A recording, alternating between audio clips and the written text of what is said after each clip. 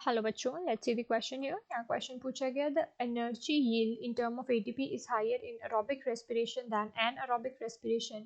Why anaerobic respiration occur even the organisms that live in the aerobic condition like human beings and angiosperms. ठीक है, इस question में हमें ये चीज पूछी गई है कि एटीपी जो है वो हायर एनर्जी टर्म होती है. ठीक है, एक हायर एनर्जी करेंसी है.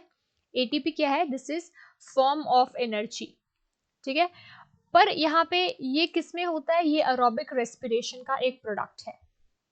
ठीक है, पर क्या होता है, हमें इन्होंने बोला है कि जो एरोबिक रेस्पिरेशन वाले ऑर्गेनिज्म होते हैं उनमें एनारोबिक कंडीशन क्यों आती है. ठीक है, जब उन्हें ऑक्सीजन की सप्लाई हो रही है तो वो एनारोबिक में क्यों स्विच करते हैं. ठीक है, सबसे पहले हमारे पास ये रेस्पिरेशन का कॉन्सेप्ट आ जाता है कि इसमें क्या होता है, हमारा सेल जो है वो एनर्जी प्रोड्यूस करने के लिए ऑक्सीजन का यूज करता है. ठीक है, रेस्पिरेशन में ये चीज होती है.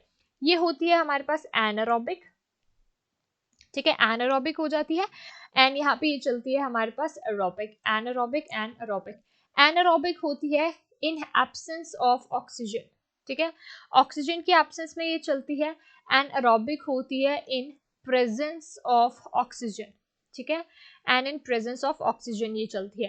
अब क्या होता है, जिन ऑर्गेनिजम्स में हमारे पास एरोबिक कंडीशन चल रही होती है, यानी कि एटीपी सिंथेसिस हो रही होती है, एरोबिक में क्या होता है, कंप्लीट ऑक्सीडेशन होती है. ठीक है, यहाँ पे जो हमारा सबस्ट्रेट होता है उसकी कंप्लीट ऑक्सीडेशन होती है, इसलिए मोर अमाउंट ऑफ एटीपी यहाँ पे सिंथेसाइज किए जाते हैं. पर यहाँ पे जो एनारोबिक कंडीशन चलती है इसमें हमारे पास कॉन्सेप्ट चलता है ऑफ इनकम्प्लीट ऑक्सीडेशन.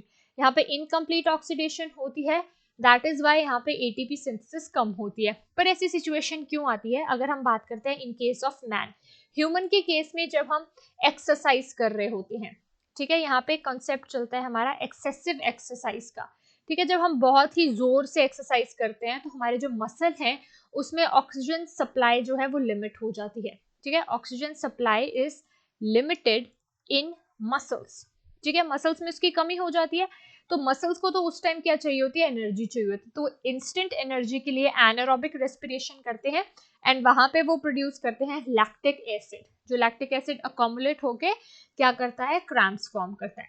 अगर हम बात करते हैं एंजियोस्पर्म्स की, एंजियोस्पर्म्स होते हैं फ्लावरिंग प्लांट, और एंजियोस्पर्म्स में एनारोबिक रेस्पिरेशन तब होती है जब जर्मिनेटिंग सीड में जो सीडलिंग है उसे इमर्ज करना होता है सॉइल से. ठीक है, जब हम सीड लगाते हैं उस सीड को जब ग्रो करना होता है सॉइल से, वो जब वो बाहर निकलती है उस टाइम से एनारोबिक रेस्पिरेशन की जरूरत होती है. So this is how it goes. I hope you understood the question well. Thank you.